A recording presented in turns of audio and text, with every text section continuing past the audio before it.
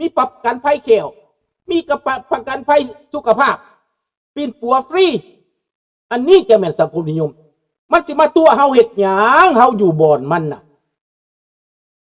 ข้าพเจ้านี่อยู่ในประเทศสังคมนิยมบ่ได้อวดอ้างหยังเบิดแต่ข้าพเจ้าบ่ได้ยินแคนาดาเว้านี่นะเขาโฆษณาส่วนเสือว่าเขาเป็นประเทศสังคมนิยมเขาบ่เคยเว้าได้มีแต่พวกผีปอบท้องลอยได้โฆษณาได้เป็นตาหากออกได้พี่น้องข้าพเจ้าเบื่อหน่ายจนหากสิออกปานบักลาอิ่มข้าวหลามพี่น้อง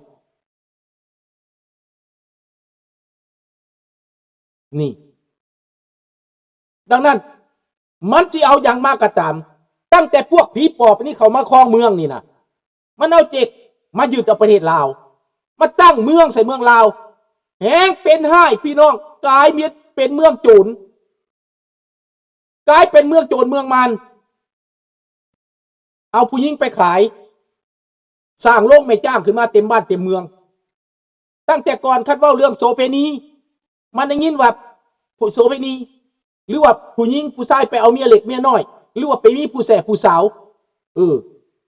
ผู้สาวมักกันมันก็หาว่าเป็นภัยสังคมอันพวกผีปอบอันนี้นะ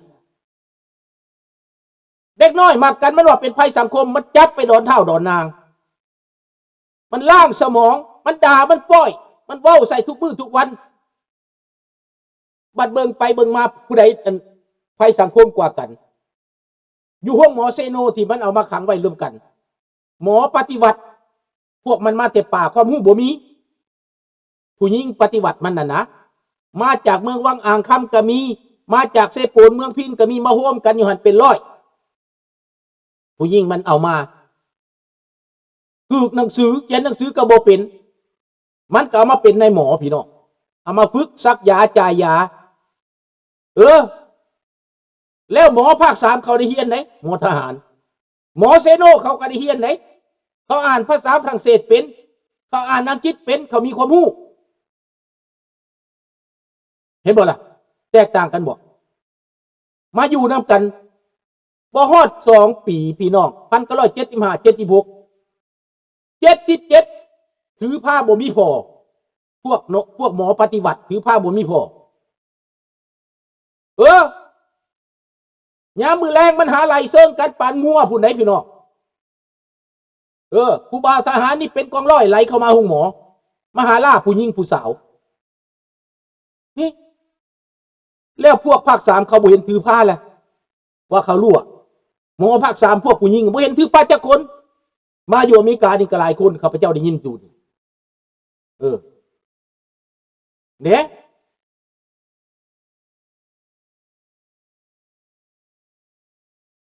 แล้วบัดนี้หมอสวรรณเขตหมอเซโนก็บ่เห็นถือผ้าจักคนแต่พวกมันถือผ้าหมายก็ว่าพวกปฏิวัตินี่นะมันเว้าแต่ปากคือซื่อพี่น้องมันใส่ให้ป้ายสีผู้อื่นมันเว้าดูถูกเหยียดหยามผู้อื่นเก่งลงโทษผู้อื่นเก่งแต่บ่เคยเห็นความผิดตัวเองมีแต่ว่ามันดียกย่อปอปั้นสร้างเรื่องขึ้นมามีแต่ว่ามันดีในลาวเดี๋ยวนี้นะผู้ใดแตะต้องภาครัฐบ่ได้ตั้งแต่สมัยก่อนเพิ่นบ่ได้ห้ามได้เว้าก็ได้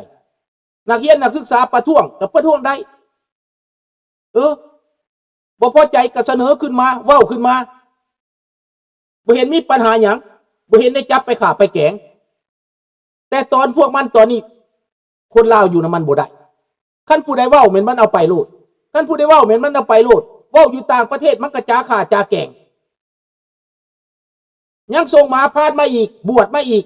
มาหาด่าคนในต่างประเทศอีกเตะปากมันแขวบ่มีจักเล่มพุ่นพี่น้องมันสิมาหยังบ่แม่นแผ่นดินมันอยู่นี่น่ะให้มึงมาอยู่แคนาดาแม่บักหนูให้มันมามันคือเก่งแท้คนอยู่ในเมืองนะไปใส่เบิดบ่มีหามจักคนตบกระแตหูมันให้ในแม่จักบาทน่ะมันคือเก่งแท้มันคือท่าคือทายแท้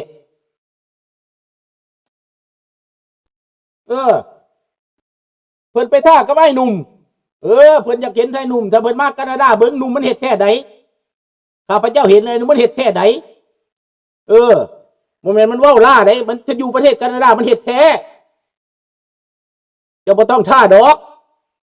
เคยเห็นแล้วมันเห็ดแท้เห็นว่ามันว่าวแบบนั้นมันเห็ดแท้ใดอย่าท่าเดินอย่าท่าเดินแนวนั้นเด้อดังนั้นพี่น้องความจริงมันบ่ดีความจริงดอกความชั่วความเลวของพวกลาวแดงนี่นะสุดชั่วสุดเลวพี่น้องทำมาเบิ่งขึ้นหลังแล้ว50 ปีมาอยู่ในอำนาจว่าตัวเองบ่มีโอกาสว่าซานพระจักรลาวปกครองประเทศ17 ปีซื่อๆพี่น้องแต่สามารถสร้างนั่นสร้างนี่เป็นหลักฐานไว้ได้เขื่อนน้ำงืมก็เป็นของเพิ่นเป็นของลาวบ่เป็นของประเทศใดแม่นเพิ่นสร้างขึ้นมาเขื่อนเซราบัมก็เป็นของลาวถนนเลขที่13ก็เป็นของลาวสร้างเองพี่น้องอเมริกาซวยเห็นบ่ล่ะอเมริกาซวยคันแม่นซั่วแล้วผู้มาบ่ไปห้ามเขาอะนะบ่คัดขวางเขานะเขาสร้างหลายกว่านั้นญี่ปุ่นก็สิสร้างให้อเมริกาก็สิสร้างให้แต่ว่ารัฐบาลลาวอยากให้แล้วสงครามก่อนอยากให้ลาวโฮมลาวก่อนจังสิสร้างคันสร้างไปก็สิมาเผามาจูดแม่นไผมาเผามาจูดกับพวกผีหาบักท่องลอยนี่แหละบักผีปอบท่องลอยข้าพเจ้านี่บ่เป็นคนด่าเก่งได้พี่น้องความเหลือใจข้าพเจ้าจังด่าออกมาได้พวกท่านเบิ่งหน้าข้าพเจ้าแม้ว่าข้าพเจ้าเป็นคนด่าเก่งบ่ได้ความเจ็บแค้นแน่นใจความเหลือใจได้มันจังด่าออกมาได้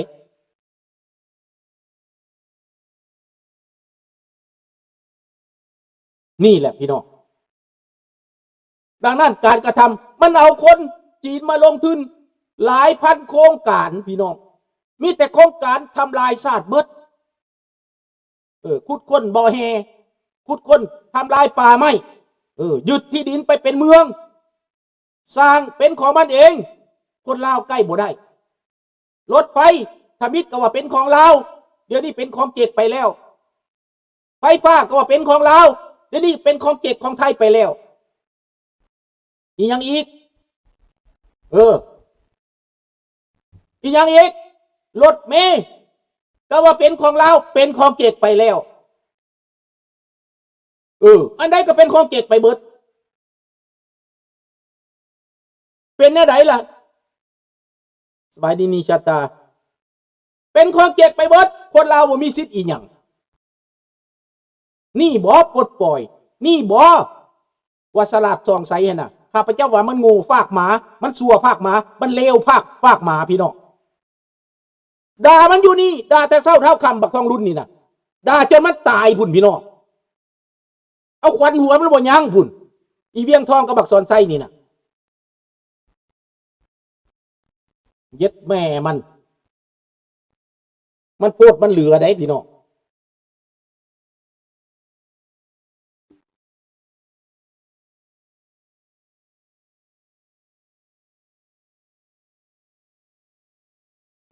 ดังนั้นพี่น้องมันใจให้ป้ายสีคนมันทำลายคนแล้วมันปิดหูปิดตาเฮ็ดให้เด็กน้อยคู่มือนี่โง่อีกพี่น้องบ่จักหยังถ้าเว้าแบบนี้นะ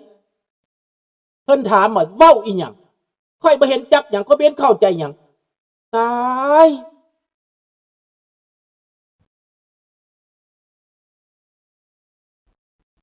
มันว่ามันบ่เข้าใจหยัง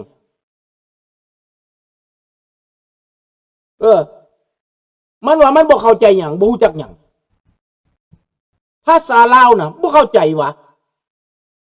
มันบ่เข้าใจมันคิดว่ามันบ่คิดว่ามันอยู่ในบ่อนดีเคยมีบ่ผู้หญิงสาวแล้วไปกินยาเสพติดไปเบื่อเมากันเด้าอยู่บักปั๊บเด้าอยู่เบิดมื้อเบิดเว้นมันเมามันถึกยานั่นผู้สาวได้พี่น้องเอายาเบื่อกันเมืองลาวนี่ม้อมยากันปีใหม่นี่แหละ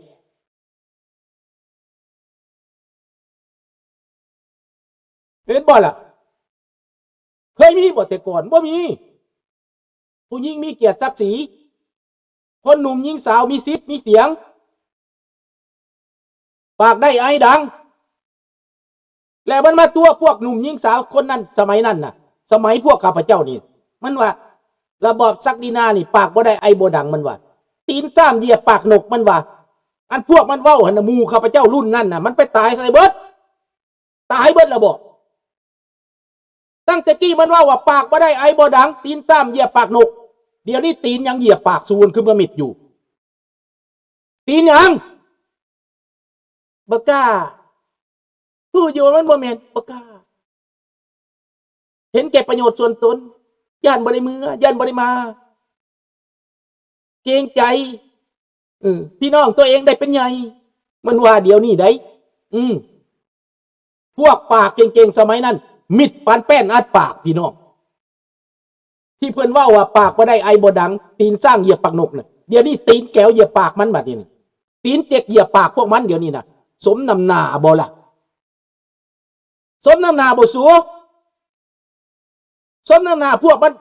เลือกเจ้าเลือกนายน่ะคือมันเบ้าแต่ก่อนตีนสร้างเหยียบปากนกเดี๋ยวนี้ตีนแก้วก็ตีนเจ็กเหยียบปากพวกมันไว้เป็นอะไรมันเป็นอะไรเดี๋ยวนี้มันว่าแก้วมา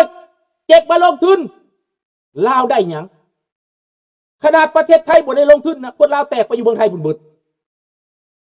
ตามมานอกคอกหน้าจนสิบ่มีคนแล้วไปอยู่เมืองไทยบุญเบิดหนีไปเหตุงานอยู่ไทยเบิด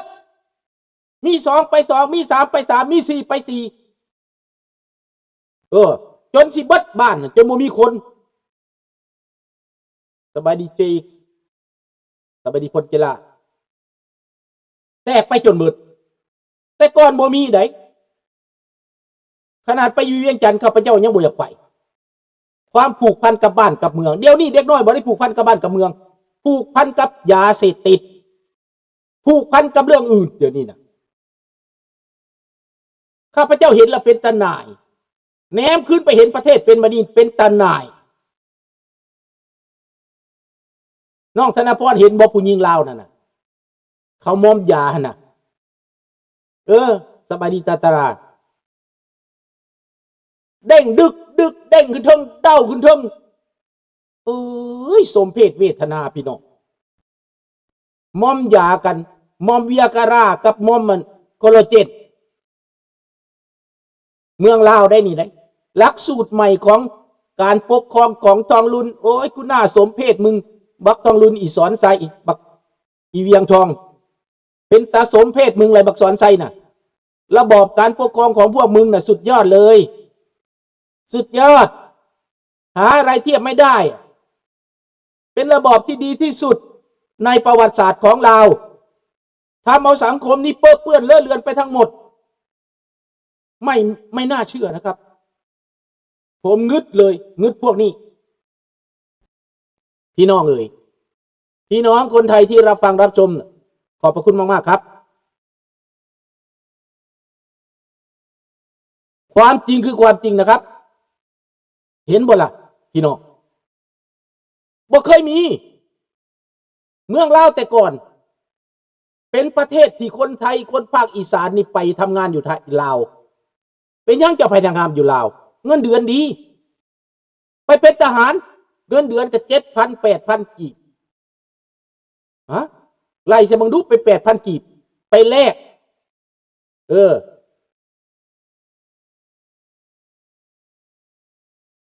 4 บาทต่อ100กีบไปแลกเอาเบิ้ง25กีบต่อบาท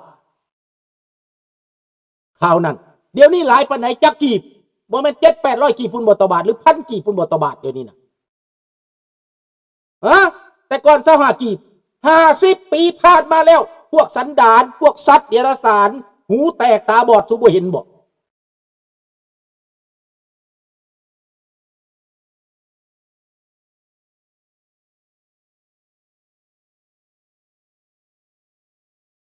สบายดีวิริสไร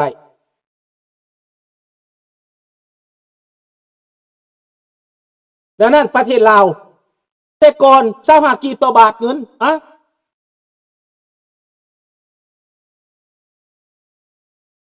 ดอลลาร์หนึ่งก็บ่เท่าใดตะกี้บ่แม่น70มึงบ่70กีบต่อดอลลาร์บ่ตะกี้